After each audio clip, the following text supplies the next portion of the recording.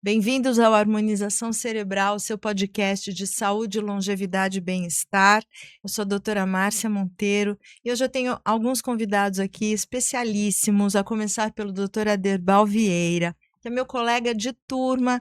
Nós estudamos juntos, nos formamos na Faculdade de Medicina da USP e o Aderbal seguiu a carreira de psiquiatria, ele também é psicoterapeuta e hoje é responsável pelo ambulatório de transtornos de dependência em comportamentos na Unifesp, que é a Universidade Federal de São Paulo, antiga Escola Paulista de Medicina. Também está aqui comigo a doutora Ana Paula Nunes, que é psicóloga, formada pela PUC em São Paulo, e ela atua como terapeuta, principalmente em dependência de jogos e compras, tá certo, doutora Ana Sim, Paula? correto. E a querida Maria Fernanda Cipriati. Isso, Ah, Cipriano. maravilha. Que também está lá no PROAD, né, que é o ambulatório a que me referi. Hoje o tema é compulsão e dependência de comportamentos não químicos. A gente está falando de compras, internet, sexo. Que mais, pessoal? O que mais vocês veem lá no PROAD? Gente, é o Gente. terceiro grande ramo de dependência, né? Você tem dependência de drogas, dependência de comportamentos e dependência de gente, que é a dependência afetiva, né? Dependência, amor tóxico, ciúme excessivo, Sim. que é um tema que a gente estava aqui em off, falando que vai ser parte de um programa específico. Então, hoje a gente vai falar de muitos temas grandes, né? Compras, internet, jogos. Aliás, o de jogos também vai ter um programa específico, mas esse de ciúme e amor tóxico eu acho super importante, até numa época em que a gente fala muito de violência contra a mulher e enfim, acho que isso aí é um tema bem importante. Tem até um pouco de violência contra o homem também. Algumas mulheres dependentes afetivas podem ser também bem agressivas. Violentas. É uma minoria, Mas existe, né? chama atenção exatamente por ser atípico, né? Geralmente é um homem que bate na mulher, você tem, nesses casos de dependência afetiva, você tem mulher batendo em homem, né? Olha aí. Então, tem tema aí pela frente para a gente conversar. Uhum. Eu vou começar perguntando para o doutor Aderbal a questão que me veio, né? Tem pessoas interessadas aqui no podcast que mandaram perguntas. Qual é a diferença entre dependência e compulsão? São palavras, e depende um pouco como você categoriza, relativiza. Então, você tem um modo de pensar em que você pode ter vários tipos de impulsividade, vamos dizer assim, não compulsão, e uma possível forma de impulsividade seria a dependência. A gente pensa a partir do outro lado, tem várias formas de dependência, algumas dependências são mais impulsivas, algumas dependências são mais compulsivas. Então, como é que seria uma dependência impulsiva? É aquela que a pessoa vai fazer a coisa, vai usar a droga, vai ter um determinado comportamento, porque ela quer correr atrás daquele prazer, quer correr atrás daquela, aquele gás, aquela adrenalina, aquela boa sensação que essa droga ou que esse comportamento causa nela. Você tem um tipo de dependência que é mais compulsiva, que é quando a pessoa vai fazer aquela coisa, vai usar aquela coisa para aliviar um mal-estar, aliviar um sentimento ruim, que pode ser até a própria abstinência da droga ou abstinência do comportamento, né, a falta do comportamento. Não tem muito prazer. Geralmente o dependente ele começa impulsivo, ele vai ficando compulsivo, nesse sentido de que tem a lua de mel com a droga, a lua de mel com o comportamento, depois aquilo vai acostumando, vai causar uma tolerância, aquilo vai perdendo a graça, a pessoa tem que escalar, tem que fazer cada vez mais, ou usar cada vez mais para ter o mesmo barato. E depois lá mais no fim da carreira, nada já causa muita sensação. Essa pessoa deixa de fazer, ela sente falta, ela sente vazio. Então isso é o compulsivo, né? Eu preciso sempre fazer mais para voltar para o zero. Olha Eu que já estou abaixo, eu interessante. preciso voltar mais para voltar para aquele zero. Em vez da busca do prazer, é para aliviar o sofrimento, Aliviar a dor. aliviar a dor que a falta daquilo está trazendo, né? Então já parte para um outro extremo, né? Isso seria equivalente à história da doença, uma história natural, que alguém começa com impulso, passa para compulsão e depois acaba tendo uma anestesia, que aquilo já não está mais suprindo a sua necessidade, e aí você entra num modus operandi de fazer por fazer, é isso que acontece? Não sei se dá para dizer que é assim sempre em todos os casos, mas é um trajeto muito comum. Muito comum. A gente, quando fala de dependência, pensa muito na dependência química, naquela coisa que a droga causa. Então, é como se a droga fosse um fator etiológico, né? Ela é um vírus, ela é uma coisa que vem de fora, ela causa uma alteração no cérebro. E a gente pensa exatamente diferente, assim, dependência não tem nada a ver com a droga. Você não precisa de uma droga para ficar dependente. Tanto que a gente trata dependência de comportamento. Você não está injetando videogame na veia da pessoa, Sim. não tá cheirando o telefone celular, né? E ainda assim, esse cérebro e esse self, esse psiquismo funcionam igualzinho a um dependente químico, porque o cérebro ele A química acostuma. cerebral é a mesma, então. Aham. E a gente conversa muito nos grupos, né, que torna-se um hábito. Então faz parte da rotina. Geralmente é um horário ou é uma situação, falando de compras ou dos jogos, né, que a pessoa já está acostumada e daí entra hã, naquele movimento de chegou a noite, eu estou sozinha, então eu vou pegar meu celular e vou me distrair, né, Vou abrir vou o fazer tigrinho aqui. isso. É. É. E o trabalho nosso justamente é esse, de quebra de rotina, introduzir novos comportamentos, novas para quebrar essa automação que a pessoa praticamente entra, né. Sim. Umas dúvidas que vieram e que a mim também me vêm, primeiro, por que que uma pessoa se torna dependente de compras e não, por exemplo, de jogo? Que é um comportamento e não outro? O que define? E outra, entre os sexos existe diferença? As mulheres são mais, hã, propensas a desenvolver um tipo de dependência de comportamento, os homens outro, é comportamental, é situacional, é genético, como é que isso acontece? Então, tem pesquisas que dizem que com relação a compras, principalmente, o grosso, né, a maioria seriam mulheres. Outras pesquisas já dizem que não, que isso é um desvio, que o que aparece mais são as mulheres, porque os homens são considerados que têm mais autonomia, em como empregar o recurso que eles têm, as finanças dele, e que mulher, às vezes, fica mais dependente ou cria dívidas com isso, e que daí surgem mais. E elas procuram mais, elas percebem e procuram mais o atendimento, né.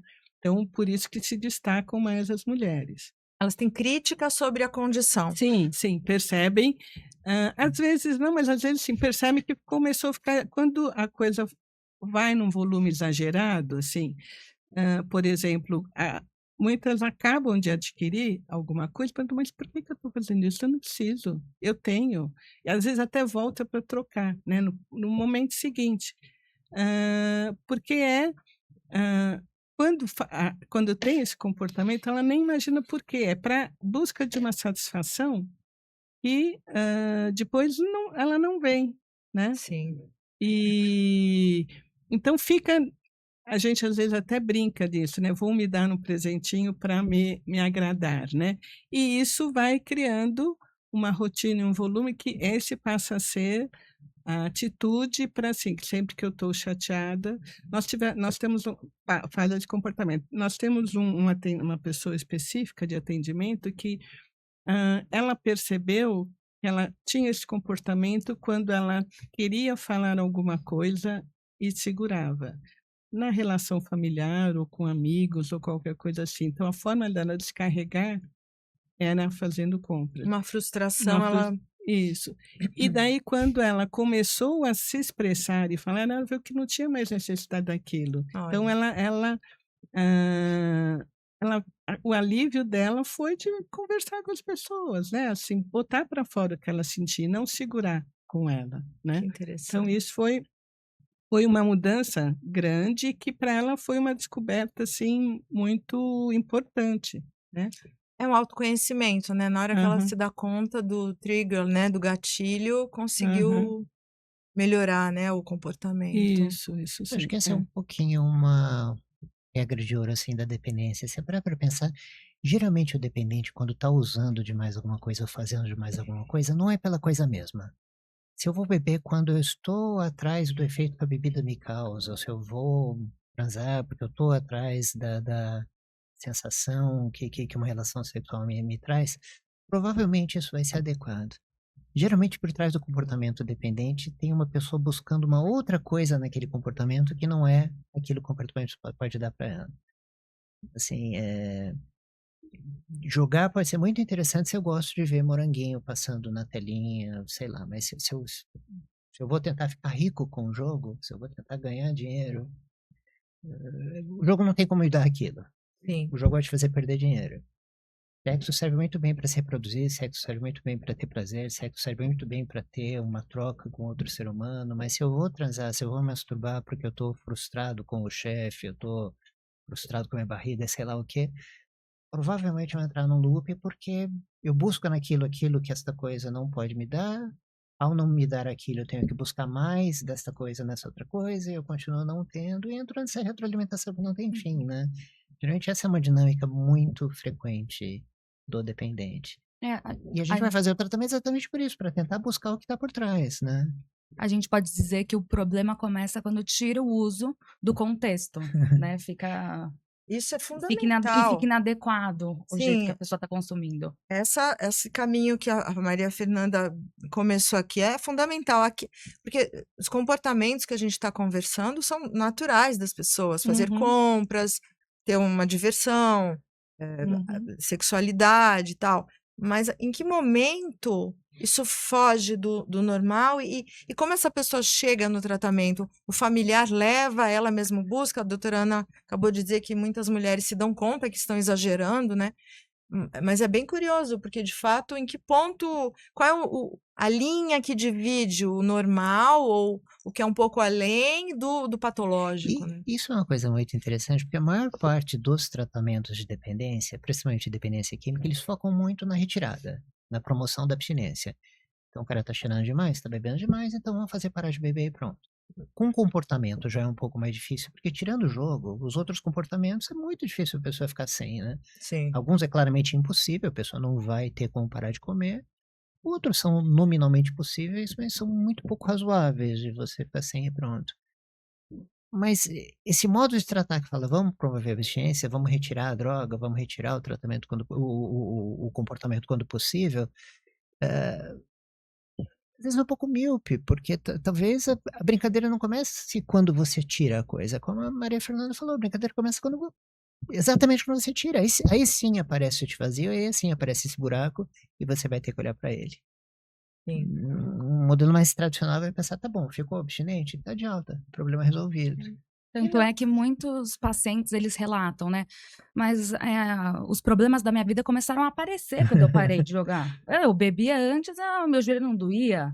Eu não brigava com a minha mãe. Olha Eu tava que- feliz. Daí agora que eu eliminei isso da minha vida, né? Entre muitas aspas, consegui ficar... Esse suposto problema, outros vieram. o que tava anestesiando, né? Acho que isso expõe de maneira muito absurda, né? Expõe o que na minha vida estava encoberto. Dá pra dizer, talvez os problemas mais verdadeiros apareceram, aqueles que estavam por trás, aqueles que a Sim. pessoa vai procurar resolver com uma droga, com excesso de comportamento.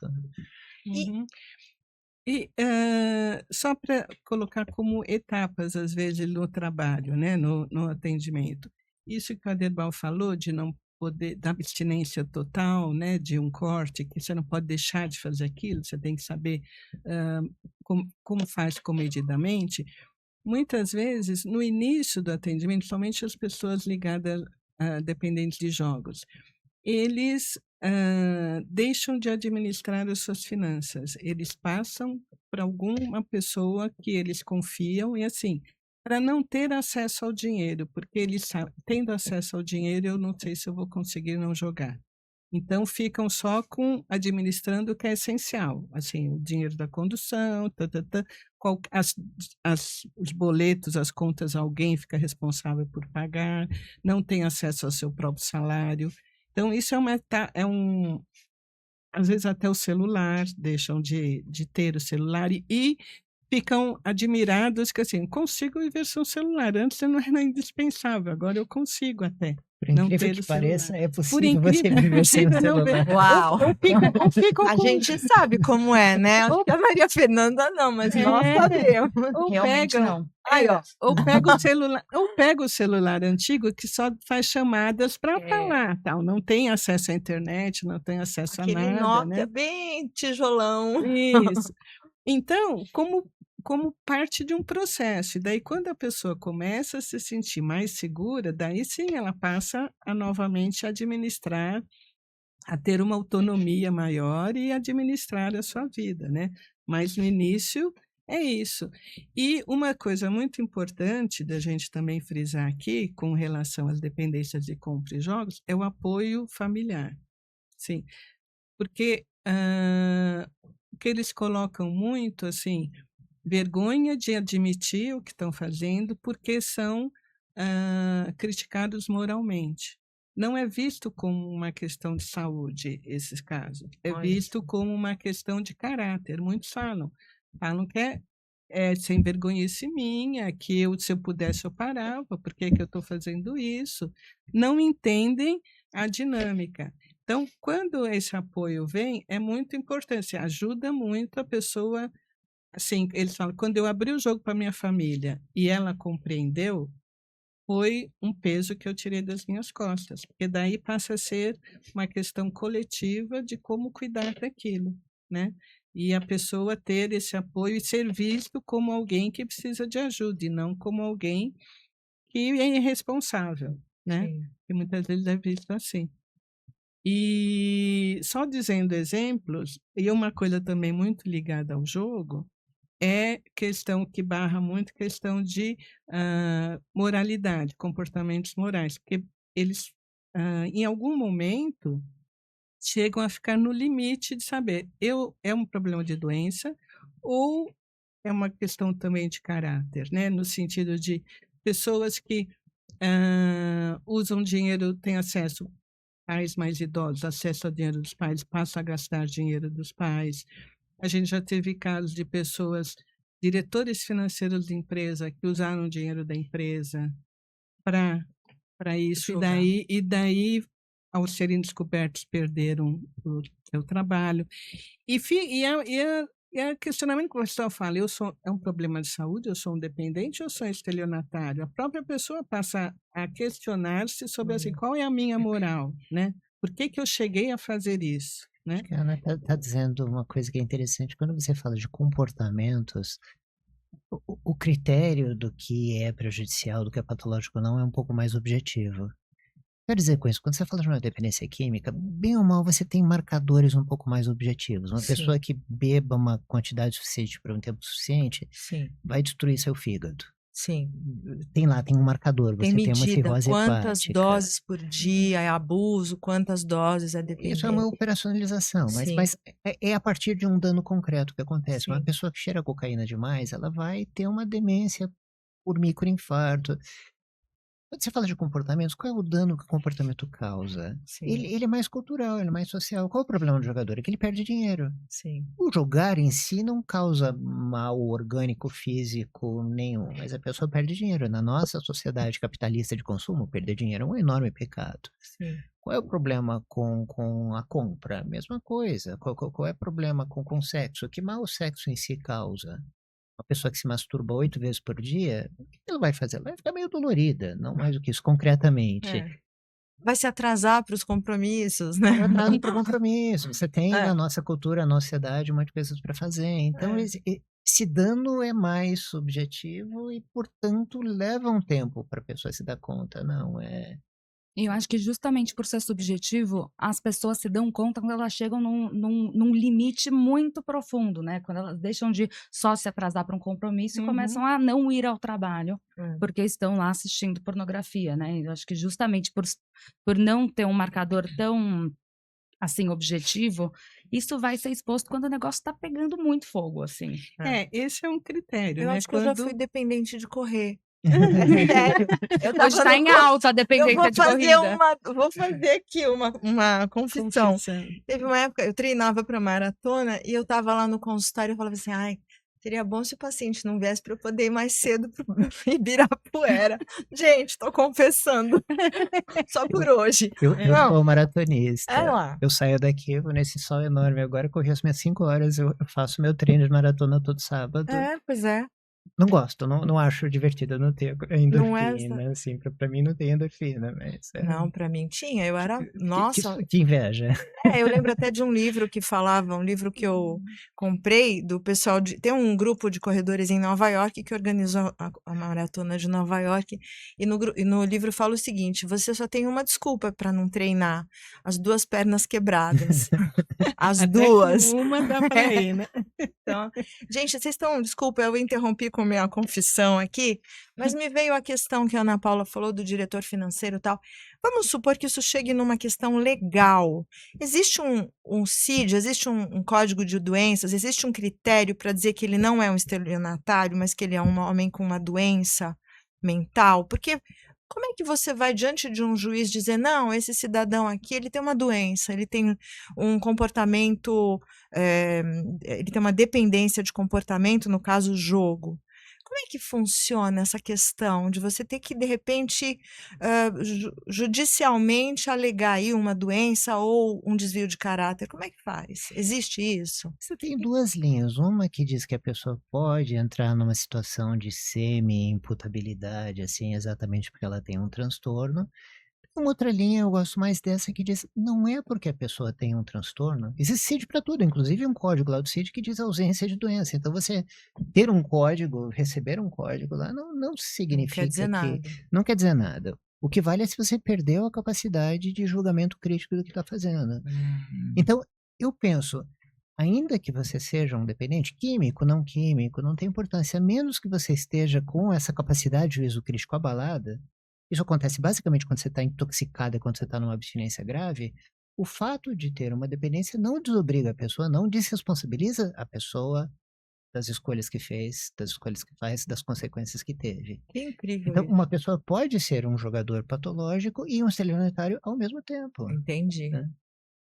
Uma coisa não anula a outra, né? Bem... E isso é uma questão super interessante, porque eu acho que no mundo das dependências acaba se cruzando essa barreira da legalidade e ilegalidade com frequência. Isso, as drogas, assim, muitas do que as pessoas usam já são ilegais por si só. Sim. Em questão com o jogo, tem o estelionato, o roubo, às vezes, o sexo, pornografia, às vezes também chega em limites de legalidade, Sim, em conteúdos de ali do que você está acessando para assistir que ultrapassam pornografia o legal. infantil. Pornografia Se infantil. enquanto o cara foi questão. buscar uma pornografia infantil porque ele está nessa escalada da tolerância, da dependência dele, então agora a pornografia convencional já não excita mais. Então vou atrás de zoofilia, vou atrás de pornografia, vou cruzando essas linhas, né? Que faz super o link com o que a Aderbaum comentou no começo, né? Que é essa busca por sempre voltar ao zero quando você está no negativo. Então, você sempre vai, entre aspas, né? Problematizando o seu comportamento, indo mais a fundo na sua busca, colocando mais em risco a sua pessoa para você chegar nesse marco zero. Então, é uma coisa que é frequente no contato com as dependências, essa barreira que cruza a legalidade e a ilegalidade. É uma questão frequente.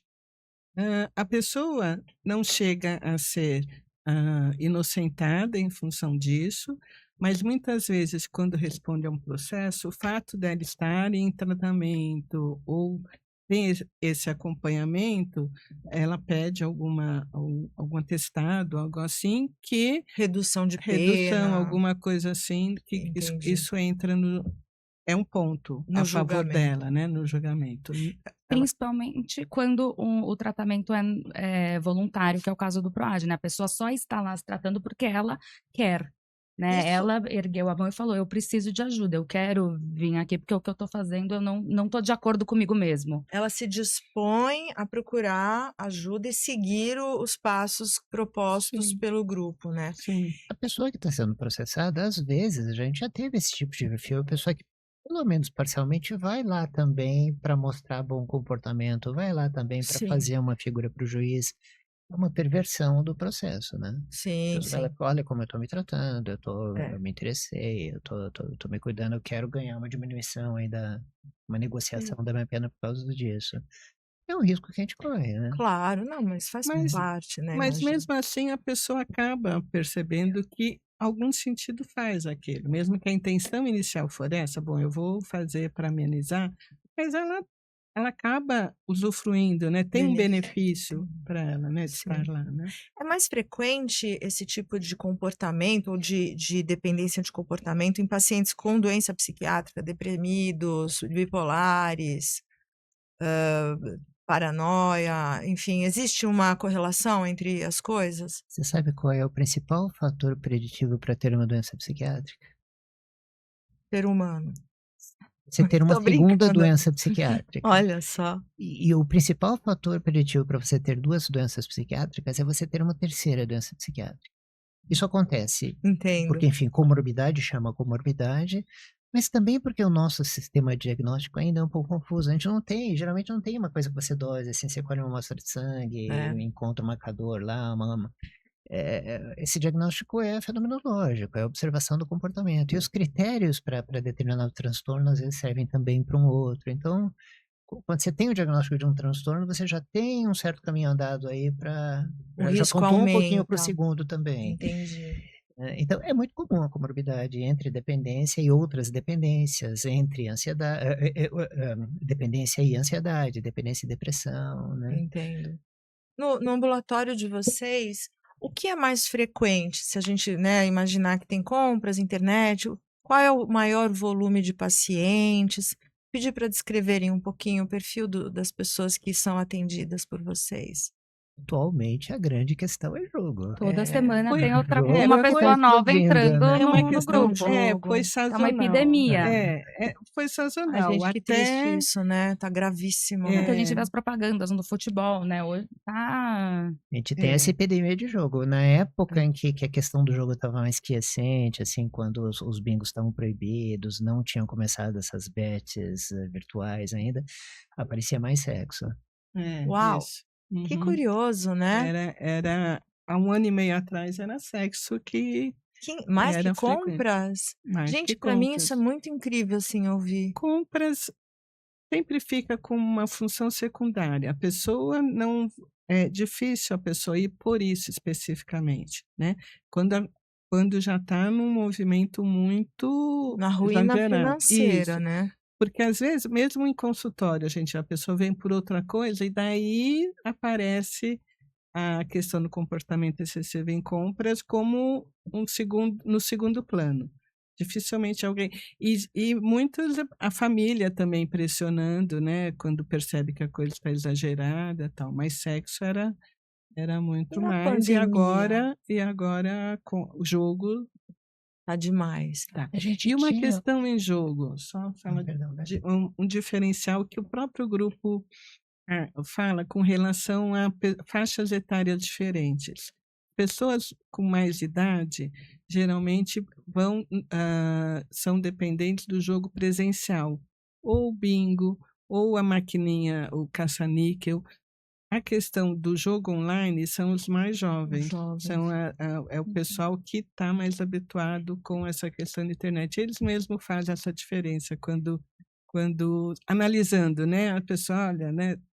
O pessoal mais velho prefere o jogo E aí tá presencial. falando de cassino clandestino, Sim, né? sim, Então tá aí sim. a ilegalidade Exato. já escancarada, Sim, né? Mas sim, você sim. perguntou de perfil, né? Dos jogos, daí vocês me completam, mas o que eu percebo é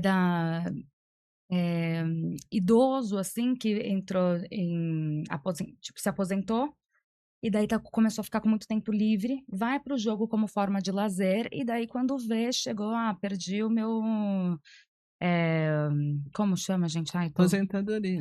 Perdi a aposentadoria. Daí jovem que quer fazer uma renda extra porque o trabalho não paga a quantidade que, enfim, ele considera satisfeito. Daí vai com essa promessa de enriquecer. E depois cai do cavalo total, percebe que o jogo não é Não só essa enriqueceu, função. como perdeu tudo que ganhava. Né? Exatamente, e muito Mas mais. todos colocam uma trajetória. No início, todo mundo ganha.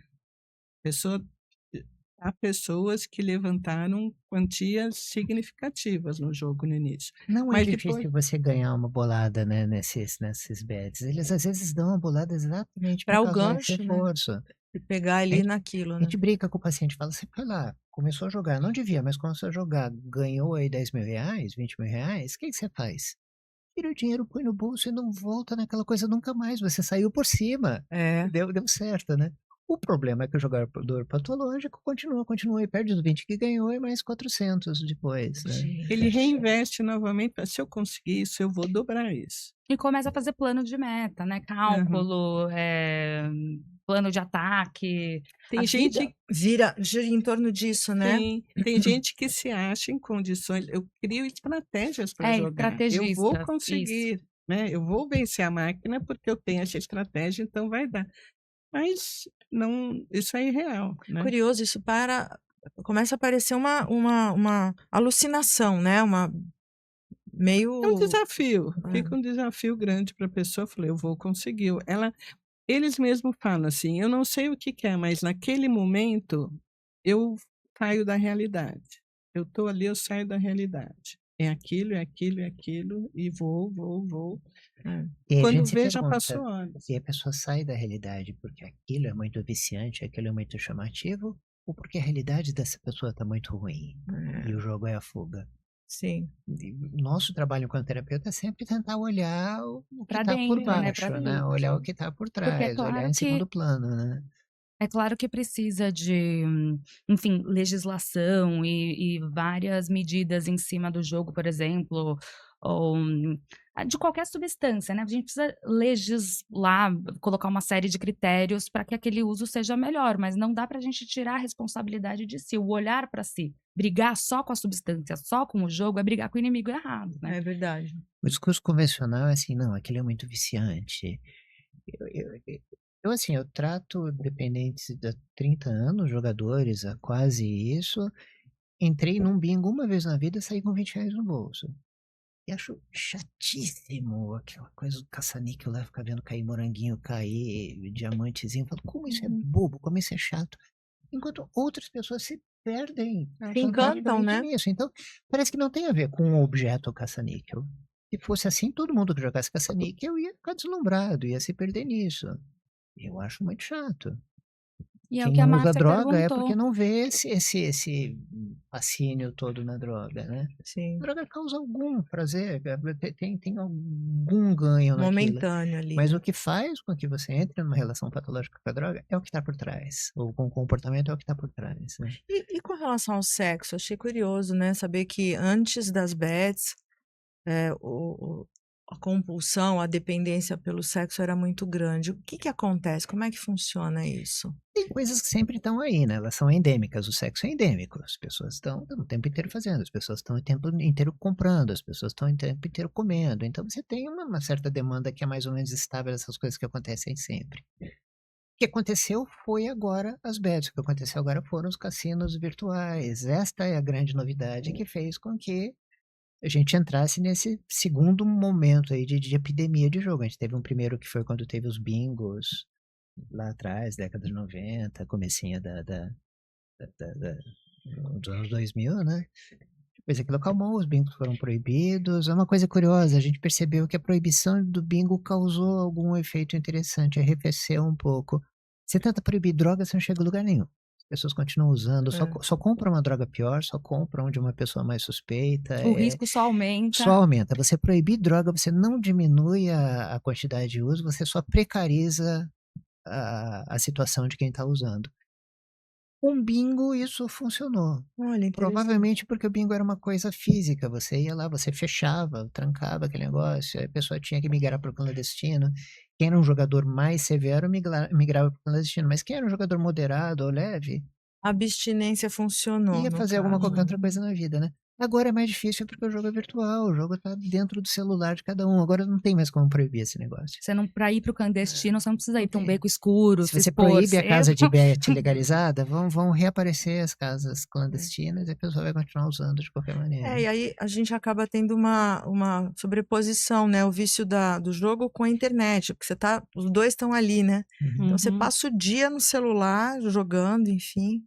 E é muito mais dos jovens, né? A gente está falando de números. A gente que trata de jogo tinha uma fantasia de que nesse momento da pandemia de Covid teria levado a essa explosão de jogo exatamente porque a pessoa ficava mais trancada em casa, com uma rotina de vida esvaziada, perturbada, porque, enfim, a Covid mudou tudo, né? Isso era uma oportunidade para entrar lá no joguinho, no Sentiment, depois aquilo ir pegando inércia, né?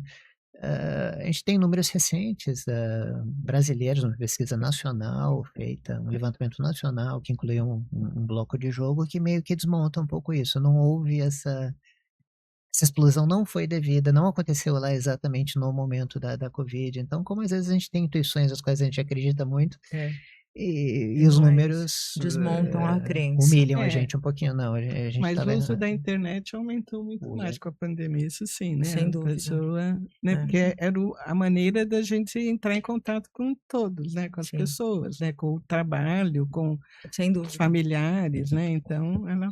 Foi uma Agora- ferramenta necessária, né? Para a Uhum. gente manter alguma... Uhum. essa algum- virtualização do jogo, acho que foi o que causou essa mudança O do que fez perfil bombar. epidemiológico do jogador. O jogador tradicionalmente era sempre basicamente aquele adulto jovem para meia idade masculino. Com as casas de bet virtuais, com os cassinos virtuais, pela primeira vez agora a grande questão são os adolescentes. Os adolescentes ultrapassaram. E meninos e meninas, ambos Com sexos. perfis um pouco diferentes. Geralmente o menino começa a jogar, depois ele desenvolve uma comorbidade. A mulher, ela primeiro tem uma comorbidade, tem uma depressão, tem uma ansiedade que a leva a jogar de um modo mais Olha, patológico. Tem algumas nuances. diferentes. Mas este meio de jogo, que agora é fundamentalmente virtual, mudou o perfil epidemiológico, né? E, assim, tratamento com terapia, evidentemente, temos 2 psicólogas aqui, né? Mas e o medicamentoso? Vocês acabam precisando intervir de forma farmacológica? Como é que é isso? Também tem algumas linhas de pensamento dessa questão. Você tem uma certa escola que fala, olha, se o medicamento, se você tem literatura dizendo que o medicamento ajuda a diminuir a saliência desse impulso, ajuda a diminuir o comportamento de jogar, por que não usar? Então, a medicação faz parte integral do tratamento desde o início. São linhas mais comprometidas com essa questão da promoção da abstinência. A gente tem uma linha um pouco diferente, que não é consensual, mas de que, tá bom, o medicamento é um recurso útil, a gente não tem nada contra, ele pode ser usado, mas às vezes tem uma questão de desresponsabilização. Eu acho que a psicoterapia é muito responsabilização. É a Uhum. pessoa se perceber dona de si mesma, se perceber moradora de si mesma e ter que dar conta dos seus impulsos, das suas vontades, dos seus desejos. Às vezes o remedinho é aquela coisa que você põe na boca para não desenvolver uma força, para não desenvolver um cuidado de si mesmo, para não conversar consigo mesmo. Uhum. Tá bom, veio à vontade, mas... e tudo bem que a vontade venha desde que eu seja dono dela, não que ela seja dona de mim. Mas como é que eu faço esse percurso entre deixar de ser alguém que é escravo da minha vontade e me tornar dona dela? E eu acho que Mas- o que eu percebo também é que o medicamento entrando como facilitador de pensar assim. Então, muito Uhum. mais como sintoma. Tem vários pacientes que acabam tomando medicamento para dormir. Porque eles estão tão, assim, perturbados com as dívidas ou com até a relação familiar aí que eles colocaram. Quando explode, você tem que recolher os cacos. Daí, esses cacos, a pessoa fica tão desesperada, não consegue dormir.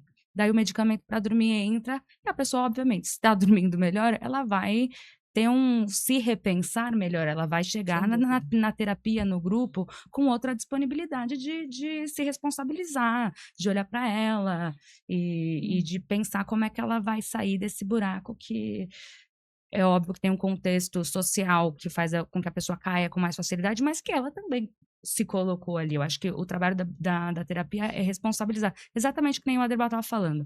Daí o medicamento entrando para facilitar que a pessoa entre em contato com ela mesma. Sim, Não é para controlar o impulso, mas é para trabalhar a ansiedade.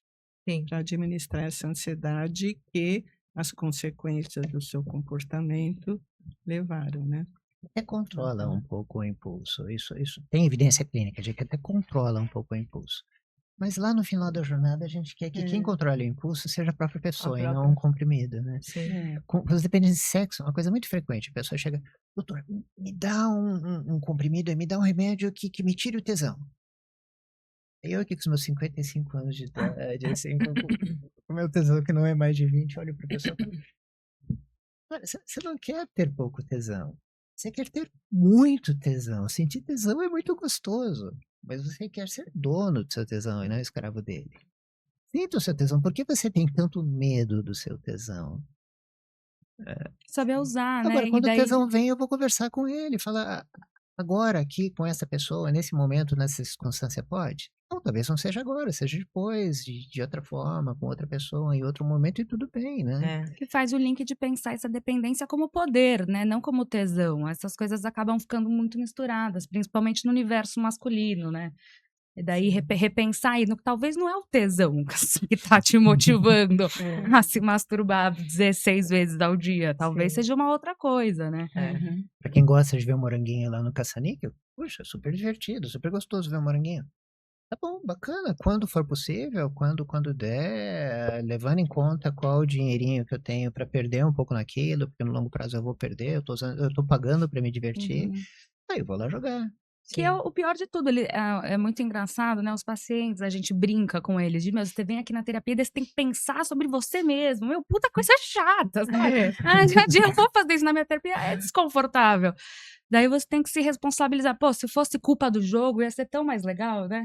Então eu Sim. lavo minhas mãos aqui. Se eu sou um Não, tem- doente, eu não sou um cara que é responsável, eu não sou um ser livre e a liberdade é pesada. Eu sou um doente, então a culpa é do jogo, não é minha. E se o que vai resolver é um comprimido que eu boto embaixo da língua e pronto, eu não preciso parar para pensar, não preciso parar para ir lá recuperar a titularidade sobre mim mesmo, recuperar esse domínio sobre mim mesmo, voltar a ser o zelador do meu próprio edifício.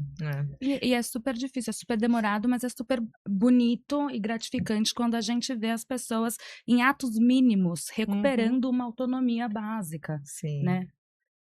A gente, infelizmente, eu tenho que daqui a pouco encerrar, né? E de tudo que eu ouvi, fica muito claro para mim que o caminho do autoconhecimento e da autorresponsabilização é o que vai livrar as pessoas desse tipo de dependência de comportamento. Na hora que você entende que eu entrei nisso porque eu tenho essa ausência na minha vida, ou porque eu tenho essa fraqueza, então eu vou trabalhar essa ausência, essa fraqueza e dizer eu sou responsável, né? Não é porque caiu na minha mão, não é porque eu tô com o link da loja que eu preciso atuar sobre esse, né? É o que o Debal falou, tá, o tesão, que maravilha, mas você não precisa necessariamente atuar sobre aquilo naquele momento, né? A perda de tesão é um dos principais efeitos colaterais de antidepressivo e isso é horrível. Todo mundo se queixa, olha, me tirou o tesão, me tirou a libido. Sim. Então, a gente não quer ter pouca libido, a gente quer ter muita libido.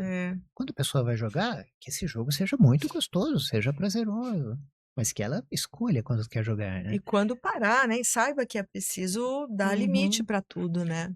Isso que você falou tem a ver com vontade, né? Todos temos vontade, ela está lá presente. A gente tem que reconhecer, não negá-la. Sim, E saber quando a gente pode atuar essa vontade ou não. exato. A questão daí que é a autonomia, o livre-arbítrio, né? De fazer hoje, agora sim, agora não. Né?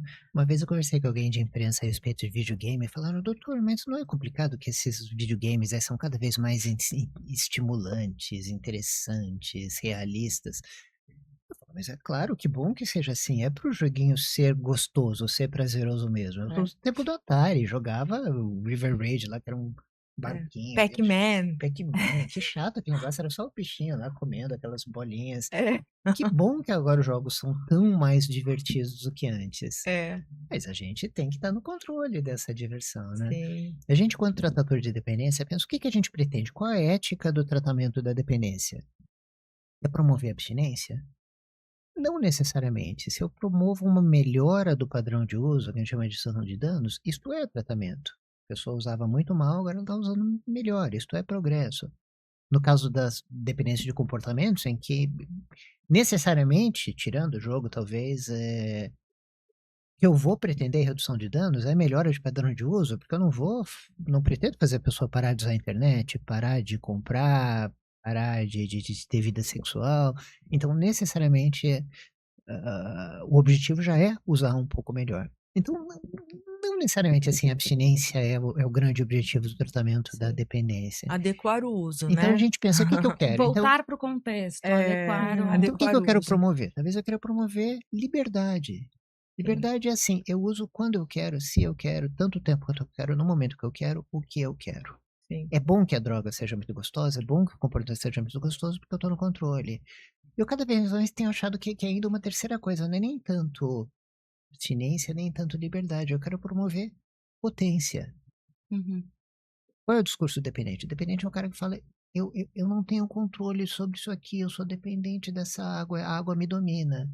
E eu quero, ao longo de um processo de tratamento, retornar essa pessoa a essa situação que não, eu sou o dono do copo, o copo não é meu dono. Sim. E aí que bom que a água seja gostosa, É o né? clichê total empoderamento, né? Eita, Clichê total. clichêzão. Autonomia. Nossa, clichê total.